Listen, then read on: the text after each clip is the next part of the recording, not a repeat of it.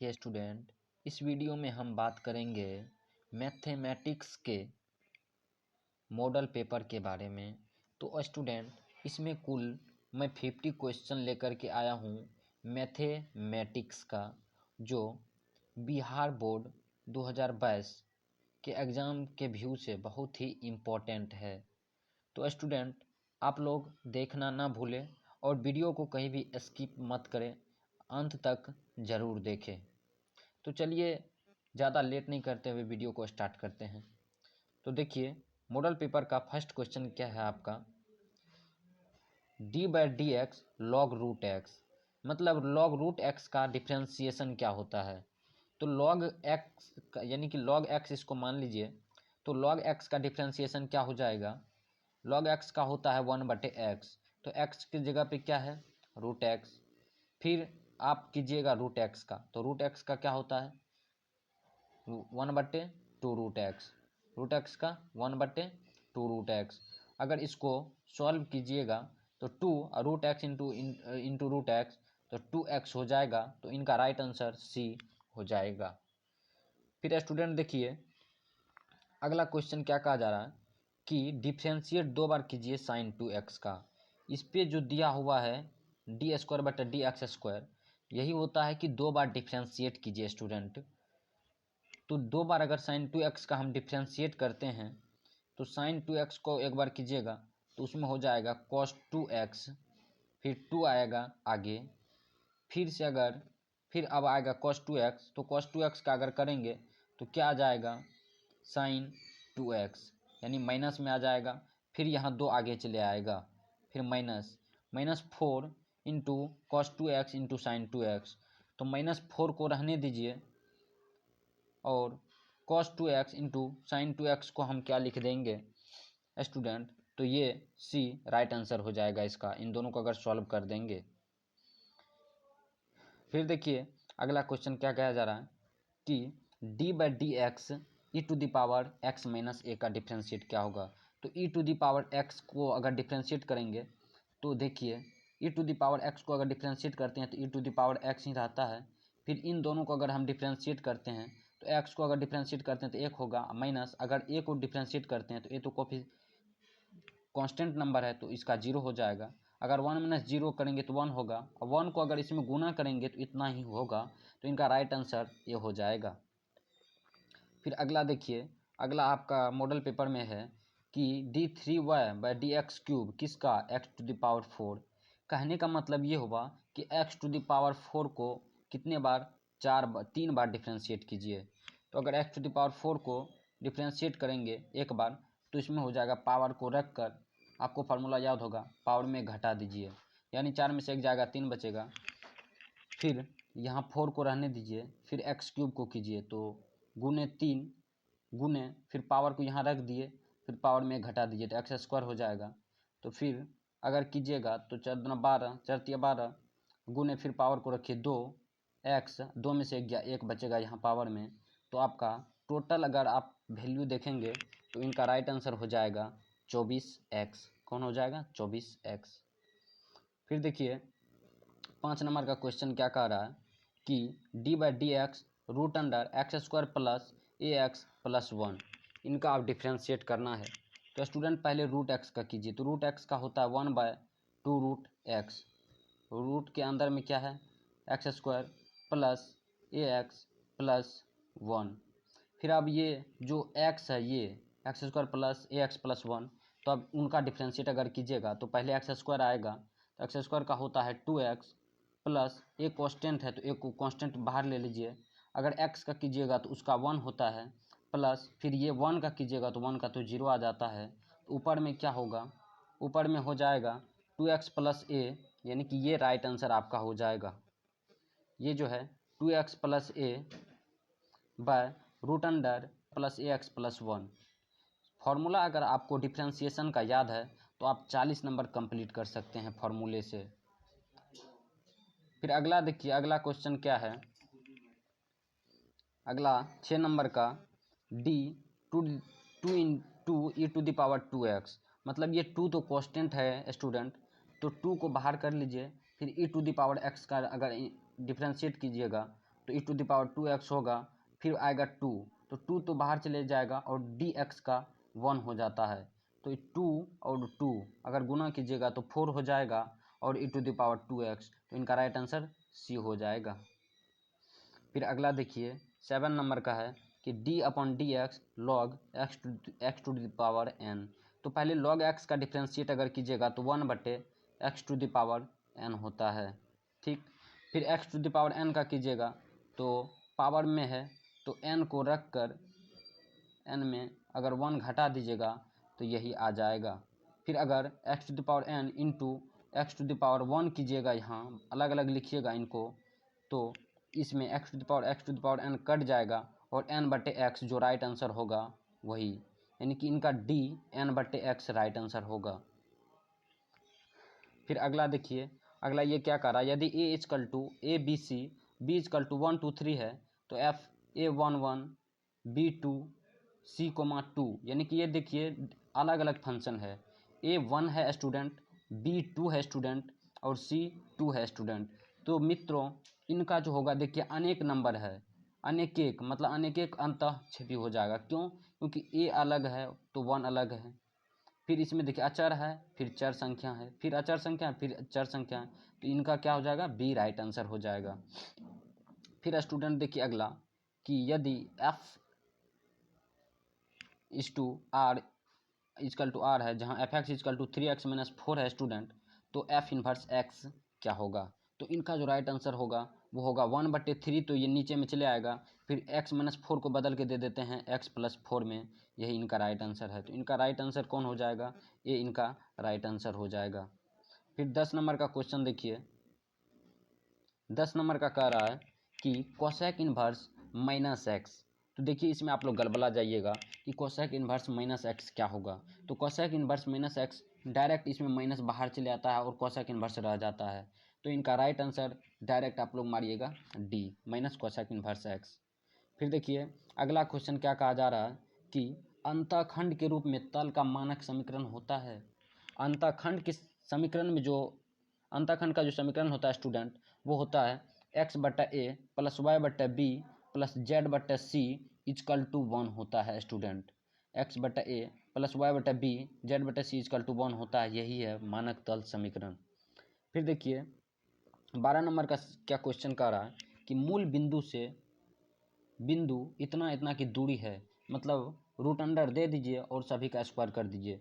3 का स्क्वायर कीजिएगा तो 3 3 9 प्लस -4 का स्क्वायर कीजिएगा तो 16, क्योंकि माइनस माइनस प्लस हो जाएगा, प्लस 5 का कीजिएगा तो 25 25, तो जोड़िए 25 9 34 6 40 10, कितना हो जाएगा 50, तो रूट अंडर 50 आया। तो हम इसको क्या लिखेंगे, 5 गुना 10, तो 5 बाहर चले आएगा और अंदर में बचेगा √2, तो 5√2 जहाँ भी है वो राइट आंसर होगा। 5√2 बी नंबर में है, यही राइट आंसर है। फिर स्टूडेंट 13 नंबर का क्वेश्चन देखिए, 13 नंबर का आप लोगों के सामने स्क्रीन पर दिख रहा होगा कि इतना और इतना के बीच की दूरी है, तो इसको भी मैं निकालने के लिए बतला देता हूँ। इसको निकालने का आसान सा नियम है कि रूट अंडर दे दीजिए और इनको मान लीजिए x1 y1 और z1, इसको मान लीजिए x2 y2 z2। फिर तैयार कर लीजिए x2 माइनस x1, मतलब x2 की जगह पे है -1 और उस पर -4 है, तो -5 टोटल उसका स्क्वायर, फिर प्लस y2 माइनस y1, तो 1 माइनस माइनस प्लस यानी कि 4 का स्क्वायर, प्लस -5 -7 तो -12, और उनका अगर हम करेंगे तो 144 होगा। अगर टोटल को जोड़ेंगे तो रूट अंडर 5 25 प्लस 16 प्लस 144, तो अगर टोटल को जोड़िएगा तो कितना होगा, 6 4 10 5 15 का 5, फिर 4 1 5 2 7 1 8 1 185, तो किसका आ जाएगा राइट आंसर? तो इनका जो राइट आंसर होगा 185 का, तो 169 टोटल जोड़ के आएगा हमको लग रहा है, 144 और 125 5 4 ने, तो इनका राइट आंसर हो जाएगा 13। 169 टोटल रूट में आएगा, आप लोग कर लीजिएगा, मैंने रूल बता दिया। तो इनका टोटल राइट आंसर हो जाएगा 13, क्या हो जाएगा 13। अब देखिए यहाँ ये फॉर्मूला पे डायरेक्ट है कि यदि ए और बी दो घटनाएं हो और P A B A by B और P A dash by B, तो इनका डायरेक्ट फॉर्मूला होता है 1 होता है। मतलब ये यहाँ दिया है student P E plus P E dash बराबर क्या फॉर्मूला होता है 1 होता है। तो यही है फॉर्मूला, तो इनका राइट आंसर हो जाएगा बी। तो फिर अगला देखिए, अगला क्वेश्चन अगला हल्का है कि इसमें बोलता है इंटीग्रेट करने के लिए root under x plus two को तो अलग अलग अगर कीजिएगा तो root under x into d x plus two constant है, इसको बाहर ले लीजिए और अंदर में डी एक्स। तो स्टूडेंट एक्स पावर 1 है तो पावर का क्या होता है इंटीग्रेशन, एक्स में जो पावर रहता है उसमें एक जोड़ के उसी को नीचे में लिख दीजिए प्लस 2 और डी एक्स का इंटीग्रेशन होता है एक्स। तो इनका राइट आंसर कौन हो जाएगा, यही सी नंबर इनका राइट आंसर हो जाएगा। और प्लस के ये कांस्टेंट वैल्यू है, इसका कोई वैल्यू नहीं होता है। फिर अगला क्वेश्चन देखिए स्टूडेंट, अगला है कि डी एक्स का इंटीग्रेट कीजिए और मिनिमम वैल्यू दिया है 1 और मैक्सिमम 3 दिया है। तो पहले डी एक्स का अगर इंटीग्रेट कीजिएगा तो उनका होता है वो एक्स और बचा 1 और 3। तो लो वैल्यू मैक्सिमम वैल्यू देखिए 3 है, उसमें से लो वैल्यू को घटा दीजिए तो बचा कितना 2। तो इनका राइट आंसर बी हो जाएगा स्टूडेंट। फिर अगला देखिए, अगला कह रहा है कि cos x का इंटीग्रेशन कीजिए और लो वैल्यू भी दिया है और मैक्सिमम वैल्यू भी दिया है। तो cos x का इंटीग्रेशन क्या होता है sin x और लो वैल्यू 0 और π/2। तो यहाँ पे sin x है तो sin x के जगह पे लिख दीजिए एक बार π/2, फिर माइनस साइन और एक बार लिख दीजिए 0। यहाँ 0 डिग्री दिया हुआ है स्टूडेंट। तो साइन 90 का मान कितना होता है तो 1 होता है, माइनस साइन 0 का तो 0 हो जाएगा, 1 में से 0 जाएगा 1 बचेगा स्टूडेंट। तो इनका राइट आंसर हो जाएगा ए, इनका राइट आंसर है ए, इनका राइट आंसर है। फिर दूसरा में देखिए ये क्या कह रहा है, ये हल्का है, साफ हल्का है, इनका राइट आंसर हो जाएगा सी। फिर ये देखिए ये भी बहुत ही हल्का क्वेश्चन दिया है, इनका राइट आंसर आप लोग याद ही रख लेंगे, इनका राइट आंसर हो जाता है 0। क्या हो जाता है स्टूडेंट 0 हो जाता है। फिर देखिए 22 नंबर का क्वेश्चन क्या कहा जा रहा है, थोड़ा उल्टी तरह हो गया, चलिए हम दूसरा पेपर ही सॉल्व कर देते हैं। यहाँ देखिए कह रहा है कि ए इक्वल टू इतना है तो इसका क्या है। तो पहले इनको सॉल्व कर लीजिए। मॉड ए इक्वल टू अगर क्रॉस मल्टीपल कीजिएगा तो 1 इंटू 1 माइनस 0। तो मॉड ए इक्वल टू क्या हो गया 1 हो गया। तो मॉड ए इक्वल टू अगर 1 आया तो क्या ए इन्वर्स का क्या हो सकता है, तो ए इन्वर्स का अस्तित्व है, यानी कि 1 आया है। तो इनका राइट आंसर हो जाएगा ए। फिर अगला देखिए, अगला है कि किसी तल पर लंब इकाई सदिश की संख्या क्या है। यानी कि मान के चलिए स्टूडेंट ये तल है तो इस पे लंब हम अनेक डाल सकते हैं, लंब अनेक डाल सकते हैं, अनंत हो सकता है स्टूडेंट। फिर अगला देखिए 27 नंबर का क्वेश्चन क्या है, ए इक्वल टू इतना दिया है स्टूडेंट और बी इक्वल टू भी इतना दिया है। तो बोलता है कि क्या होगा इसमें से, यहाँ दे दिया है आपको और बोलता है इसी में से किसी का मान बता दीजिए। तो vector a into vector b equal to क्या 5 होगा। तो कैसे सॉल्व करेंगे, सॉल्व करने के लिए मैं बता देता हूँ। Vector a into vector b को अगर गुना कीजिएगा तो ये आई वाला आई के साथ गुना होगा तो 2 गुना आई इंटू आई 1 हो जाएगा और माइनस आगे चले आएगा इसमें। फिर प्लस माइनस जे इंटू जे 1 होता है, फिर प्लस माइनस के इंटू के हो जाएगा और 2 यानी कि कटेगा नहीं। तो इनका राइट आंसर क्या हो जाएगा 2 2 4 1 5 और माइनस में आ जाएगा, तो यही बी इनका राइट आंसर हो जाएगा। फिर देखिए अगला क्वेश्चन अगला पेज में है, अगला देखिए क्या कहा जा रहा है कि वेक्टर ए, इसमें नहीं डॉट ही दिया है ना ही कुछ दिया है, नहीं इसमें डॉट है। तो स्टूडेंट अगर डॉट रहता है यानी कि vector a into vector A 3 बार दे दिया है तो इनका राइट आंसर हो जाएगा 0। इनका राइट आंसर क्या हो जाएगा स्टूडेंट 0। अब देखिए यहाँ दिया है, दिख नहीं रहा होगा आप लोगों को, बता देता हूँ कि वेक्टर आई क्रॉस वेक्टर के दे दिया है, वेक्टर आई क्रॉस वेक्टर के दे दिया है। तो इनका एक रूल याद रखिएगा कि वेक्टर आई और इस तरह से घूमेगा जे, फिर इस तरह से होता है बीच में के और इधर से भी आएगा। तो आई क्रॉस जे को गुना कीजिएगा तो यहाँ वेक्टर के हो जाएगा, लेकिन यहाँ आई क्रॉस के को अगर गुना कीजिएगा तो ये वेक्टर जे हो जाएगा। तो स्टूडेंट इनका राइट आंसर सी हो जाएगा। फिर देखिए यहाँ स्टूडेंट बोलता है vector a cross vector b को हम क्या लिख सकते हैं, तो स्टूडेंट हम इसको यही लिख सकते हैं, ना कि यहाँ पे माइनस होगा, माइनस वाला गलत हो जाएगा क्योंकि हम माइनस रहता तब हम इसको लिख सकते थे। तो vector b cross vector a भी हम लिख सकते हैं vector a cross vector b को। फिर अगला देखिए, अगला क्वेश्चन क्या कहा जा रहा है कि ई टू द पावर एक्स का डिफ्रेंशिएट कीजिए, मैक्सिमम वैल्यू दिया है 0 और मिनिमम दिया है, मैक्सिमम 1 दिया है और मिनिमम 0 दिया है। तो ई टू द पावर एक्स का इंटीग्रेशन क्या होता है, ई टू द पावर एक्स होता है। फिर मैक्सिमम और मिनिमम वैल्यू देखिए 0 और 1 दिया है स्टूडेंट, तो रख दीजिए एक्स के जगह पे, पहले 1 रखिए फिर minus e to the power 0, ऐसे आप सब पढ़े होंगे। तो ई टू द पावर 1 का वैल्यू तो ई होता है minus e to the power 0, यानी किसी संख्या पर अगर 0 वैल्यू रहता है तो उसका मान 1 होता है। तो ई माइनस 1 जहाँ है वही राइट आंसर होगा स्टूडेंट। तो ई माइनस 1 देखिए सी में है तो वही राइट आंसर हो गया।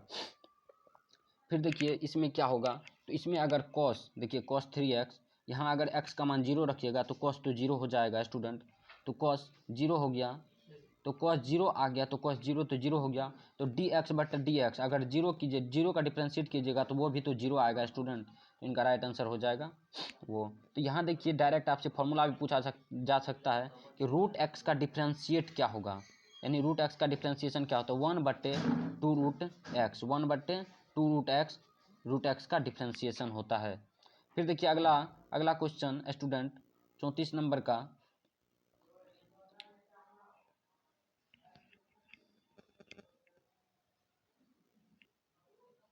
फिर देखिए स्टूडेंट ये 35 नंबर का क्वेश्चन क्या करा स्टूडेंट कि sine inverse minus x equal to क्या होता है। तो स्टूडेंट इस तरह के क्वेश्चन में आपको घबराना नहीं है, डायरेक्ट आपको राइट आंसर देना है माइनस साइन इनवर्स एक्स, चूँकि साइन कोसेक टेन में ये सब में माइनस बाहर चले जाता है, लेकिन कॉस में सिर्फ कॉस इनवर्स एक्स ही होगा।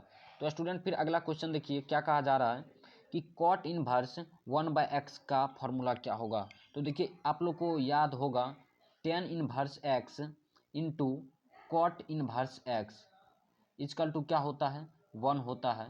तो कॉट इनवर्स को उस साइड अगर भेजेंगे तो टेन इनवर्स बराबर क्या हो जाएगा, टेन इनवर्स एक्स बराबर 1/कॉट इनवर्स एक्स। तो फिर कॉट को अगर ऊपर लीजिएगा तो कॉट इनवर्स 1/x हम नहीं लिख सकते हैं, तो किसको, टेन इनवर्स एक्स को कॉट इनवर्स 1/x हम लिख सकते हैं।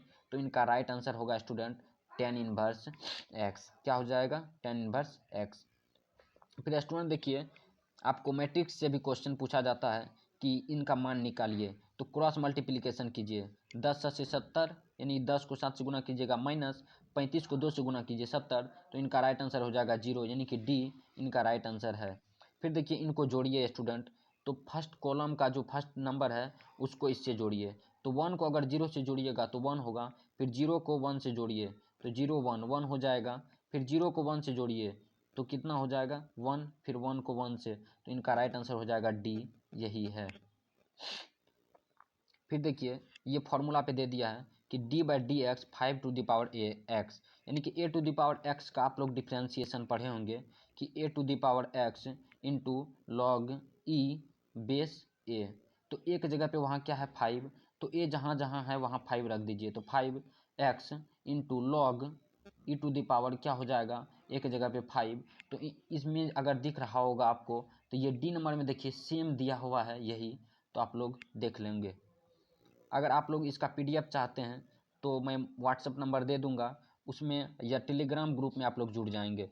फिर इसका देखिए इसमें दिया है ये कि इनका इंटीग्रेशन करके बताइए, तो इनका इंटीग्रेशन अगर कीजिएगा तो सीधे सीधे ये मिलेगा, हल्का है आप लोग कर लीजिएगा क्योंकि टाइम ज़्यादा लग जाएगा। फिर ये आप लोगों के सामने ये भारी क्वेश्चन दिख रहा है, इनको मैं सॉल्व कर देता हूँ। इनको अगर सॉल्व कीजिएगा तो देखिए फर्स्ट में हम क्या करेंगे, ऊपर में ही रख देते हैं, जैसे मान के चलिए ऊपर में है सेक एक्स, तो हम रख देते हैं एक फार्मूला आप लोग पढ़े होंगे sec square x minus tan square x बराबर होता है 1।